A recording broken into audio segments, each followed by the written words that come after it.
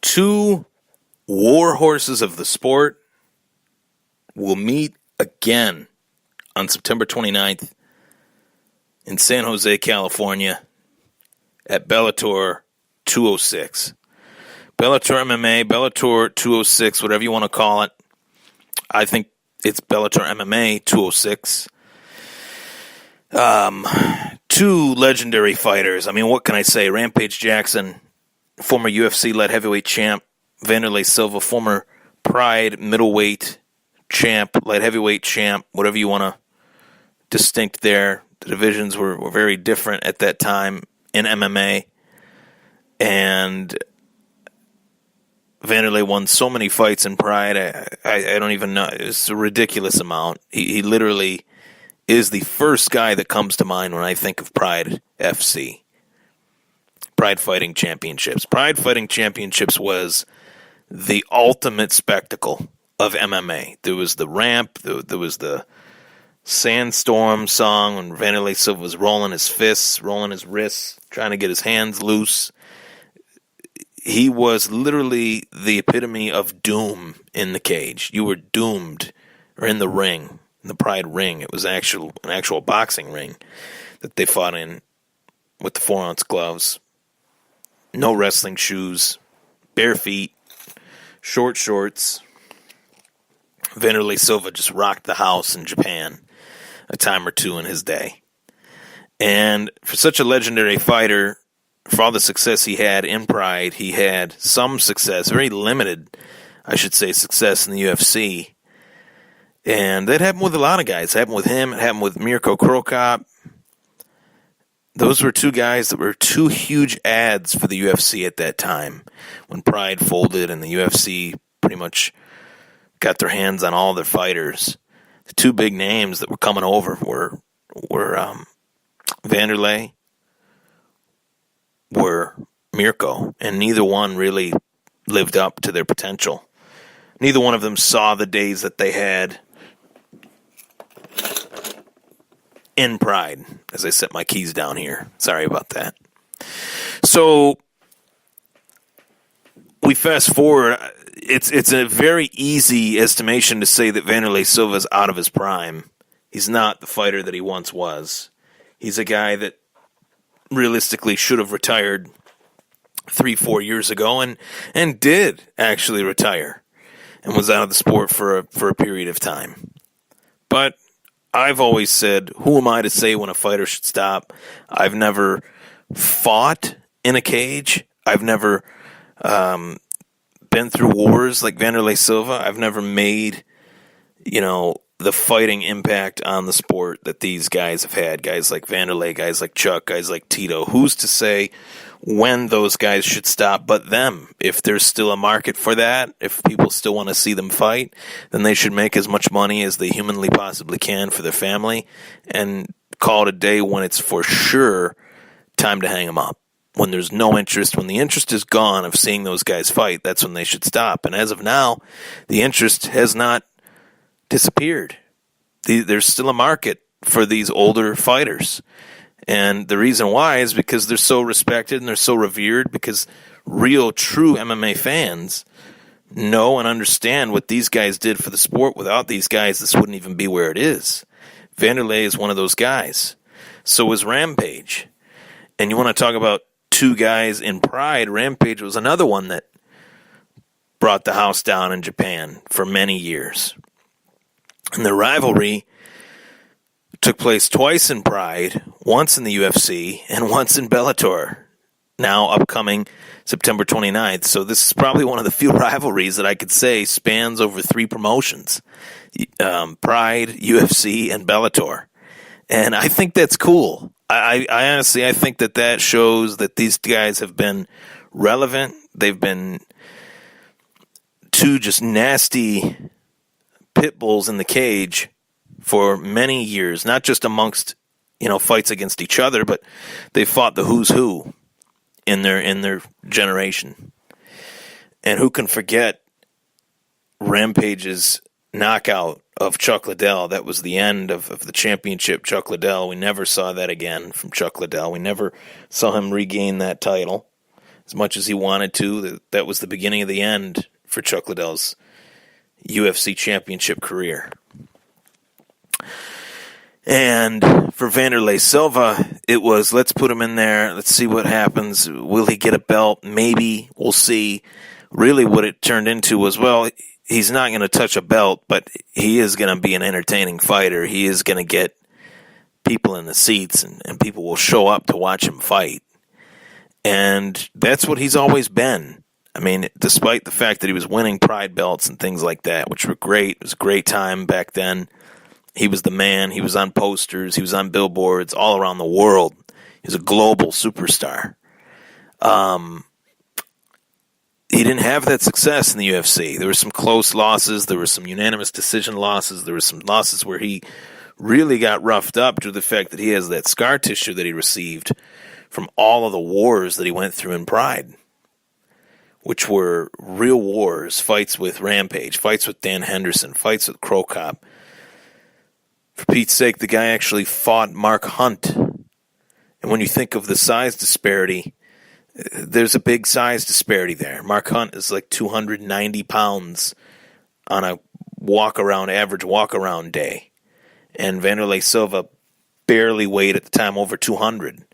So there was a huge size disparity there. They did some crazy stuff back in those days in Pride. It was the Wild Wild West, as I like to call it, a time or two on the podcast. And, you know, Wanderlei, all credit to him. He might not be the fighter he once was, but damn did he provide fans around the world, fight fans around the world, with some damn good memories. And Rampage is a guy that is also perceived to be past his prime, but is still fighting. And you know what? Like I said, you know, we are not in the business to tell guys when they should hang them up. If these guys want to continue to make as much money as they can, they're going to do that. And really, back when Quentin Rampage Jackson and Wanderlei Silva had their rivalry in Pride, MMA was not as known as it is today. Nowhere near what it is today in terms of pop culture popularity, whatever you want to call it, mainstream success. It just wasn't at that point, which also means that the money was not at that point. And now these guys, in their worst physical state in terms of their abilities, are getting paid the most. And that is oftentimes what happens in sport. If you have a baseball team that's trying to get their feet off the ground, they're trying to put butts in the seats, they're going after the older guys to put some butts in the seats to see what that guy's got left. And only time tells us whether he's got something left or, you know, whether it's lightning in a bottle. I take, for instance, the Minnesota Vikings going out and getting Brett Favre. They knew that that would boost their attendance, that would boost the team spirit around the team, and that would generate some hype. And there was lightning in a bottle there with Brett. He had a real good year the first year in Minnesota. Second year, not so much. This is comparable. Bellator going out, signing older fighters to bring hype to their brand. And that's what this is. Putting this fight as a co-main event is not a mistake for this promotion. It's not a mistake for this event. Because these are two of the biggest names that the sport has ever seen. Whether they're in their prime or not really doesn't matter. Because people are still going to watch it. And until there's data and evidence that show that they're not, that's when those guys will stop fighting. So as far as the fight goes, are these guys past their prime? Yes. Do I really care? Will I have that thought during the fight? Probably not. I'll enjoy it. I'll sit back, crack a beer, and watch it. And as far as who I got winning it, I think Quentin Rampage Jackson will even the score 2-2 in their 4-fight rivalry, which could mean, do they fight a fifth and final time to break the tie? Maybe. Why not? It's their head, it's not mine. And if they want to get paid to get punched in the face, that's on them. But I think Quentin Rampage Jackson, heavier, bigger than ever before. This fight takes place at heavyweight. Rampage fought at 250, 260. When he fought Chael, he looked very slow. Very slow. Almost like a turtle. I mean, really slow. But Wanderlei's chin is not what it once was. And the last thing to go on a man is his power. Who's going to catch who first? I think that's the question in this fight, and I think it's going to be Rampage catching Wanderlei Silva. It's just what I see in my head. Rampage couldn't catch Chael. Chael was slipping, sliding, ducking his head down to dive for that double leg. She did so well. His game plan was to perfection in that first quarterfinal matchup in the Bellator Heavyweight Grand Prix. And Wanderlei cracked Chael one time, but other than that, there wasn't really much of anything there from Wanderlei. I expect no wrestling in this fight. I expect these guys to go out and literally swap leather and see which one goes down. Maybe there'll be some wrestling when one of them gets rocked, which I think will be Wanderlei. Maybe he'll try to shoot and protect himself, but other than that, I don't see neither of these guys wrestling. I think that both of these guys are coming to knock each other out. Wanderlei's going to try to knock Rampage out. Rampage is sure as hell going to try to knock Wanderlei out. And I lean towards Rampage because he is a little bit younger.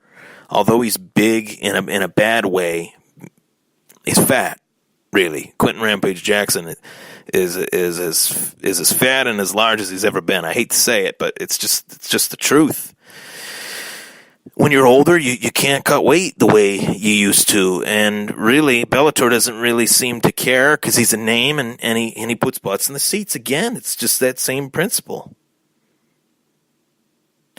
But nonetheless, I'm excited for the fight because I know that these are two legendary badasses that will deliver on what they say. They will deliver on what they say. They will say that they're going to go out there and go toe-to-toe, and they will actually do it.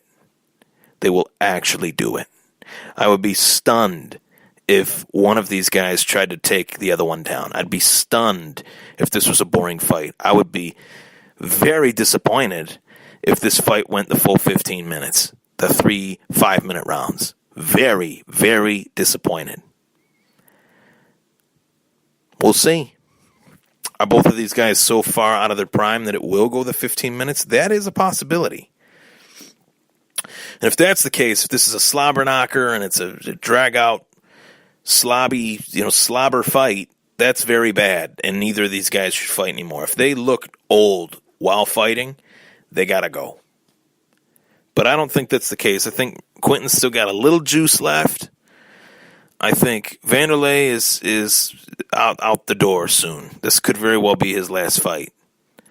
So there you have it, guys. That's my prediction for Quentin Rampage Jackson, former UFC light heavyweight champion, versus Wanderlei Silva, former Pride middleweight Grand Prix champion, light heavyweight champion in Pride as well. Two badasses, legendary OGs in the fight game, in the MMA fight game. And if they want to fight again, why not? I'm excited, and so should you. Be excited. You should be excited. Take care, everybody. We'll be right back to talk about the next fight on Bellator 206 live on DAZN or DAZN, whatever the hell they want us to call it. Take care.